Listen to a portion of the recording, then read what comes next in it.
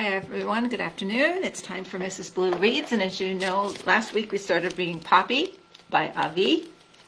And this book, Poppy, is published by, it's a Richard Jackson book, Orchard Books out of New York.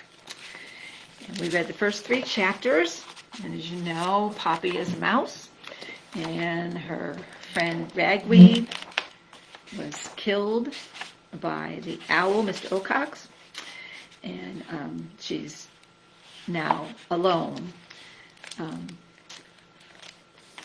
there's an emergency meeting being called. This is the house that she lives in, and there's a red flag outside, which is her father's signal that the entire clan needed to gather for an emergency meeting. Chapter 4, the emergency meeting. Poppy ran across the lopsided porch and into the parlor. The whole family had indeed gathered. Poppy's father, thimble on his head, was on his accustomed perch atop an old straw hat, already addressing the crowd. The moment Poppy entered the room, he saw her. "Ah, Poppy," he cried, "you're late, but at least you're here." All of the mice, a sea of ears, eyes, pink noses, and whiskers, turned to look at her. "But where's Ragweed?" Lungwort demanded. "Wasn't he with you? Do you think he'll have the common decency, not to mention courtesy, to consider joining us at this moment of crisis, or is he beyond all that?" With so many eyes fixed on her, Poppy could not speak. "Well, Poppy," Lungwort asked, "do you know where your friend is?" Poppy stammered. "May I tell you after the meeting?" Lungwort murmured a humph, as well as a "I suppose," and thoughtless children, concluding with, "Just take your place, please." Poppy slipped forward and crouched down next to Basil, her favorite younger cousin. "Where have you guys been?" Basil whispered. "Out," Poppy replied weakly. "You don't look so good. What happened to your nose?"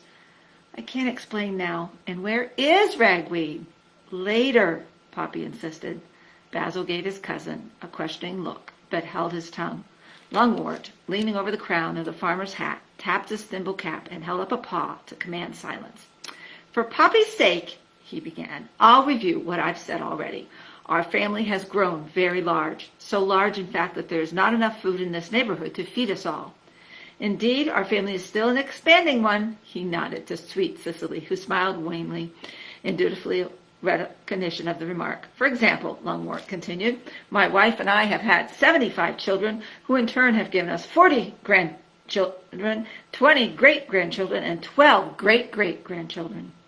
This remark was greeted by the assembled mice with a generous tapping of tails upon the floor. Lungwort dipped his head in acknowledgement of the tribute.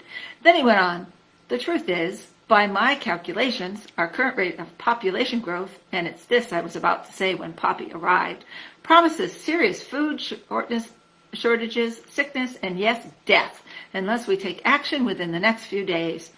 There was an immediate buzz and speak among the family. "Good grief! How awful! What do we do now? Who would have guessed?" Lungwort raised his voice over the hubbub. "Living in the open will not do. The dangers of that are obvious. No, we need to establish an extra residence, a home near to abundant food, but still close enough to Grey House so that the family, with its present leadership, can be maintained. And of course, the second dwelling must be safe. Happily, I've been informed by an old sparrow acquaintance of mine, Mr. Albicolus, that a new home has been built within the territory." Again there was chatter. "Where? Have you seen it? What's it like?" "It's on the northern side of Dim Wood Forest. New House, it's called. A half-day's trek from here." "That's so far. Almost another country. I've never been away from home. I bet it's not so good a place as this." Lungwort held up a paw. The talk stilled. "This new house is reachable by the tar road, across the bridge, and beyond Newfield, which I've been informed has abundant food." "Somebody else can go. Wonder what kind of food there is. I doubt I'll do well there. Naturally, I will need to investigate new house with care. Would I get a room of my own? Can I keep sharing with Tansy? They'll never get me to go. I won't bunk with Husk. Further, there will be much organizing and packing to be done. I hate the thought of packing. I have too much to move. I just put together a whole new room. Finally," Lungwort went on, "we will need a delegation to go through the formality of applying to Mr. Cox for permission to move." This time, Lungwort's words brought silence. Every eye looked down or away, except for Poppy's. She could only stare at her father in revulsion. How could he even suggest such a thing? Now, Lungwort said severely, Mr. Cox has always been most accommodating. Need I remind you that he protects us from porcupines? We all know about porcupines, don't we? We do indeed. Have we seen so much as one porcupine in these parts for years? Not one. Proof enough that Mr. O'Cox is holding up his end of the bargain. As long as I'm head of this family, I expect us to do our part. Asking his permission to move is an insignificant sacrifice to make for our well-being. All right then, Lungwort concluded, looking around. Any questions? Poppy had no idea what Redwood would have asked, but she knew it would have been something. Good, Lungwort said. I thank you for your attention. Go about your business. I will keep you informed as always. Poppy, be so good as to remain. I'd like a private word. With much excited chatter, the mice scurried off until only Poppy, her parents, and Basil remained. Now, can you tell me what's going on? Basil asked. You look really looking bad. And there is Lungwort on top of his hat with his thimble on his head. Poppy, trying to find the words to tell her parents about Ragweed, had closed her eyes. Basil tugged at her. Poppy, did something happen to Ragweed? Poppy gave a quick nod. Poppy, her father called from across the parlor. I'm waiting. Poppy opened her eyes and turned to Basil. Stay close, she said to him. I'm going to need you. Slowly, Poppy crept toward her parents. Basil trailed behind. As his daughter approached, Lungwort drew himself up with a show of dignity. Well, Poppy, he said, I suppose I should be grateful that you managed to find time for a family meeting. Papa, Poppy began, you see. Suddenly, sweet Cicely asked, Poppy, what did you do to your nose? It's that we can deal with her nose later, Lungwort interrupted. What I wish to say first, Poppy, is this. As I made my announcement about the house, you did hear it, didn't you? Yes. When I mentioned making up a delegation to go to Mr. O'Cox, I was saddened that not one of your brethren or sister would look me in the eye. It was as if they were fearful. But you, Poppy, were steady on the mark. Your eye never wavered, straight and loyal. I admire that in a young mouse. Therefore, I have selected you by way of a reward, and it is a grand one, isn't it, Mother? Sweet Cicely, brushing at her ears, smiled thinly. Right then, Lungwort continued. Poppy, I have selected you to go with me to Mr. O'Cox. You what? Poppy cried. I know it's an unlooked-for honor, but you heard me, right? You will join me when I go to Mr. O'Cox. But, Poppy tried to find words, but could not. But what? But Mr. O'Cox just ate ragweed, Poppy blurted out. There was stunned silence. Ate ragweed? Sweet Cicely finally gasped, her voice half gargled, half squeaked. Did I hear you correctly? Trying to stop her tears, Poppy nodded. When? Lungwort demanded shrilly. How? Why didn't you tell me? I barely got back, Poppy sobbed. And when I walked into the meeting, I couldn't just say, pawing the tears from her face, she whispered, I couldn't.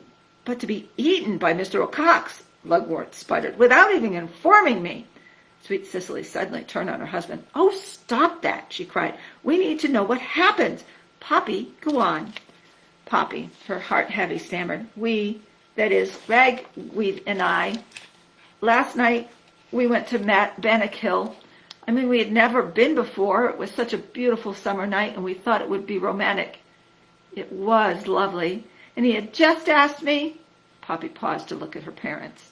Certain they would not be sympathetic, she decided to skip some parts of her story. Then Ragweed found a hazelnut, she went on. He loved nuts, so he started to eat it.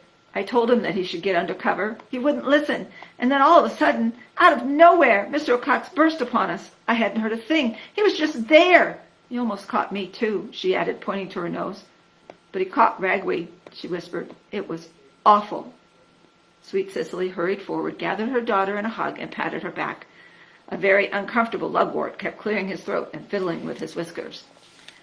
And then, Poppy went on once she was sufficiently calmed, when I started back home, Mr. O'Cox tried to catch me again, but I managed to escape. Lungwort shook his head. Poppy, he intoned, I'm bound to ask, did you go through the proper formalities before going up on the hill? Well, Come now, Lungwort cried, his agitation bursting out his anger. Did you or did you not ask Mr. O'Cox for permission to go up there? Answer me. No, Poppy admitted. Well then, Lungwort said, if Ragweed's death can be an object lesson to the rest of the family, perhaps what happened will serve a useful purpose. good out of bad, so to speak. Ragweed wasn't bad, Poppy objected. I never said he was bad, but without a doubt his thinking was bad. Excuse me. He was a rude, thoughtless, headstrong mouse. Not one of ours, may I point out. Indeed, if your friend had followed rules, if he had accepted things as they are, if he had listened to me, he would be with us today. Such a short, unhappy life, sweet Cicely sighed. I warned him, Poppy, Lugwort declared. I did. Let no mouse say otherwise. Though he was no son of mine, I did my duty by him, but he would not pay heed. There should be a lesson learned from this. And there he is.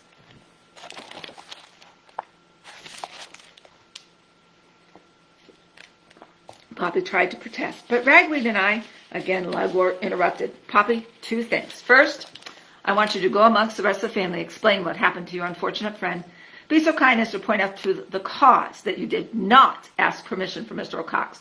I desire no such tragedies to befall one of us. Is that understood? Yes, sir. Second, what I said stands about your coming with me when I request permission from Mr. O'Cox for our move. Let's hope your presence will convince him that, one, you are truly apologetic for what you have done, and two, in the future you will ask him for his permission before venturing anywhere. So saying, Lugwort, with one paw about sweet Cicely, went off, leaving Poppy and Basil alone. Poppy looked after them for such a long time that Basil reached out and touched her. Poppy, he asked, you all right? Basil, Poppy said with a mix of sadness and anger. Ragweed wasn't unhappy or bad. He wasn't. Maybe he was cocky at times, but I loved him for it. I did. Once again, tears trickled down her face. Poppy, Basil asked, are you really going to go to Mr. O'Cox? I don't think I have much choice, do I? Only I do wonder what will happen when he recognizes me. Her cousin's eyes grew wide. Think he will? Poppy pointed to the scratch on her nose. How can he miss? He put this here. Chapter 5, Leaving Grey House. For the next 2 days, Lugwort worked on the speech he intended to make to Mr. O'Cox. He did this in his study, an old boot that Farmer Lamont had left behind the front hall steps. After lining the boot with potato sacking, Lugwort had chewed out a couple of windows, then used a plaid necktie to curtain the entryway. Now and again he emerged, papers in hand. Seeking out older members of the family, he'd corner them and say, I need you to listen to this. After reading a paragraph or two, he insisted upon knowing what the listener thought. If there were compliments, he said something like, no, I don't want flattery. I can't use that. I need hard criticism. When he received criticism, he always argued that his way was best. Then off he'd go in a grump to make minute subtractions or additions to his text, none of which had anything to do with either compliments or criticisms.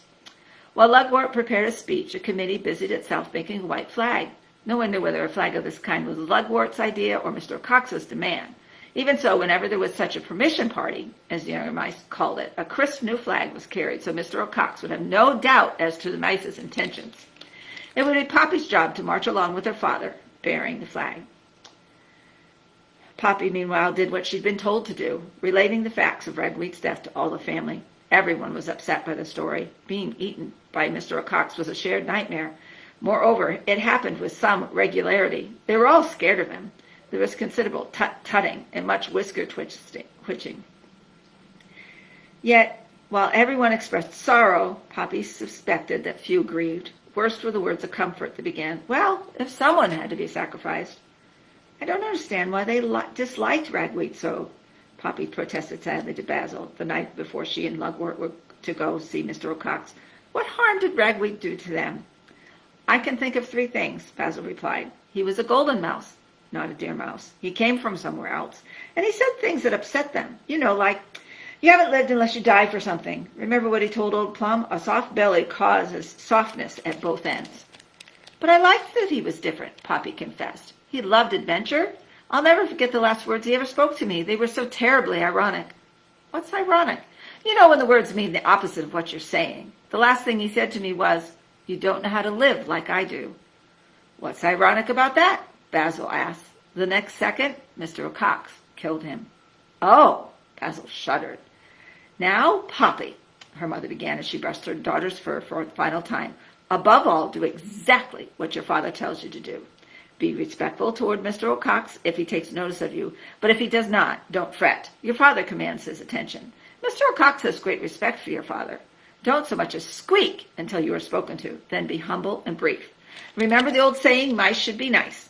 And for heaven's sakes, keep the white flag flying. Above all, sweet Cicely concluded, remember, it's an honor that you were selected to go. Yes, mother, Poppy replied, though what her mother was saying made her very uncomfortable. Longmort appeared at that moment. His hair was slicked down. His whiskers were crisply curled. His tail had been scrubbed to a glowing pink. His thimble hat was set at a natty angle. Is she ready? He asked his wife. I think so. Longmort examined his daughter with a critical eye. Fine, he said. A good start promises a good finish. All right, mother, we should be off. Sweet Cicely gave Longmort a nuzzle, whispering, do be careful. Careful is my middle name, Longmort assured her, and led the way to the porch. There the whole family of mice had assembled for a send-off. Fireflies had been gathered and now released, gave the moment a festive move. Poppy, holding the flag, stood at the foot of the porch steps. Longmort scampered atop the old porch rail and faced the crowd. My fellow mice, he began, paused, clasped comfortably over his plump belly while he surveyed his family with solemn regard. I'm about to leave for my meeting with Mr. O'Cox. Need I remind you how important is this deputation? A moment for the multitude of mice to memorize. Poppy, unable to make much sense of the words, stopped listening. She was searching for Basil in the crowd. Be certain, Longmort continued, that I will go forward to your best interest at heart. I have prepared a fine speech that will, I'm sure, convince him of our needs. He held up a scroll of paper, carefully wrapped in leaves to protect it. I look forward to returning with Mr. O'Cox's kind permission so at least half of us can move on to a new home. That will be a great day for us all. At that point, he looked down at Poppy. Poppy, he cried, raise up the flag. What? The flag, Poppy, the flag. There's the fireflies being released. Oh, Poppy lifted the white banner high. Looking at it, all she could think of was a flag of surrender. As Longmort took his place before her, one of the crowd called out, hip, hip, hooray, cried the others. Hip, hip, hooray. Forward, Longmort cried. He gave a smart nod to Poppy, and they began to march off. The crowd continued to cheer. Poppy had to admit it was grand. When she caught sight of Basil waving frantically to try to catch her eye, she even felt proud. Within moments, however, everything changed. Grey House, with its cheerful lights and well-wishes, vanished behind them. The moon had all but disappeared behind clouds that promised rain. No stars were visible. The air felt heavy as wet wool. In the darkness, Poppy had no idea of which direction they were to go. We'll be taking the tar road, Longmort informed her. Fewer obstructions, more visibility. Do we have a meeting place? She asked. The very tip of Dimwood Forest, her father said, just on the far side of the bridge over Glitter Creek, Mr. O'Cox's watching tree. He's there most nights. Can't miss it. It's a huge dead oak. How come it's dead? It was hit by lightning. Was Mr. O'Cox on the tree at the time? Longmort chuckled. Poppy, there are those who say Mr. O'Cox made the lightning himself. He's that kind of bird. Now, my dear, do keep that flag up. Poppy tried, but she was wondering what kind of chance they'd have with an owl who made his own lightning. Marching down the middle of the road made her nervous. Surely Mr. O'Cox would see them. Would he recognize her? If he did, would he attack? What should she do then? Run? Where? Ashamed to have such worries, Poppy decided it would be better to hide them, so she said nothing. Still, it was hard to keep the heavy flag high. Up! Longmort kept calling. He was now walking behind her. They'd been marching for some time, during which they had exchanged only a few words, when the night silence was suddenly shattered by a whoo, whoo. Startled, Poppy stopped short. In the confusion, Longmort banged into her. He lost his thimble cap in his speech. She dropped the flag. Pick the flag up, her father cried, searching and finding both thimble and speech in the darkness. Lose the flag and we're done for. Do you think he's seen us? Why else do you think he called? Longmort snapped. The hair along Poppy's spine stood straight up. It wasn't the owl's call that frightened her as much as the fear she heard suddenly in her father's voice. Never had she heard that before. She peered around at him. He didn't appear scared. Poppy sighed. She decided she must have imagined it, seeing in him what she was feeling. The call came again. Whoo! Whoo! Poppy, her heart pounding, asked, how much farther to go? There they are. Quite a ways, Longmort whispered. They listened again. No more calls came. Longmort adjusted his hat and gave a forced chuckle. Actually, I suspect that call was just some good-natured joshing. Papa? What? I'm glad you're here. Humph. Mugwort replied, but Poppy sensed he was pleased. She felt better until he said, "But do keep that flag up." The owl's call came again. For a second, Poppy stopped. Her father did, too. They listened intently for a few moments. Then Mugwort whispered, "Just as I thought. He's joking. Lighten up, child." They moved on. Poppy didn't like to contradict her father, but she doubted Mr. O'Cox's calls were a joke. She rather suspected the owl was trying to scare them, and as far as she was concerned, he was succeeding. Rain began. It came softly at first, but when a clap of thunder burst right overhead, making them jump, the drizzle turned into a deluge. Within seconds, they were soaked. The tar-covered road ran with water. The flag became heavier and splattered with mud. "Shake out the flag," Mugwort cried. "It must stay white." Poppy tried to do as she was told, but it was difficult. They trudged on. Off to the left, flashes of lightning allowed Poppy to see the tall trees of Dimwood Forest. Although she, like all the mice, was well aware of the forest, she had never visited it. Who would want to? She'd been taught too many fearsome things about its vast size, its dreadful darkness, the fact that Mr. O'Cox had a secret home there. Equally alarming was the knowledge that Dimwood Forest was full of the animals that hunted mice, animals like porcupines. Poppy made herself look in another direction. "We're getting close," her father said, his voice tense. Poppy cocked an ear. Over the continuous splash of rain, she heard the rushing waters of Glitter Creek. Then the tar road twisted sharply to the left. They had reached the bridge, a row of heavy wooden planks thrown across the creek. The gaps between the planks were wide enough for a mouse to fall through. Longwort chose the middle plank, and Poppy followed. Despite her best intentions, she couldn't keep from peeking down. Normally, Glitter Creek was serene. The summer rains had made it high, fast, and fairly roaring. There they are, just finding the bridge. Poppy stole a nervous glance at her father. He had stopped to pull at his whiskers. She had never seen him so agitated and wondered suddenly if he would be able to protect her. She'd never asked that question before. Never had to. Just to think it upset her. She looked to her father for reassurance, but all she saw was his frailty. She knew then that he was just as frightened as she was. The realization made her stomach ache with tension. Longwort caught him looking at him. "Flag!" he cried, moving forward. Poppy managed to lever the flag up just as she stepped off the bridge. The moment she did, the air was rent with yet another Mr. O'Cox's cries. "Hoo! Hoo!" "There he is," Longwort exclaimed. Poppy looked up. As lightning flashed and thunder rumbled, Mr. O'Cox's dead oak seemed to leap toward them. Against the darkness of Dimwood, she saw that the owl's branch reached out like a claw. As for Mr. O'Cox, his head feathers were erect, making him look like a devil. "Don't give way," Poppy said fiercely to herself, even as she trembled. "Don't give way." And there he is, up in the tree. And that's the end of chapter 5. How would their visit with Mr. O'Cox go? Will they give them permission to move? Will he recognize Poppy? Tune in next week for a couple more chapters of Poppy by Alvi. Enjoy the rest of your day.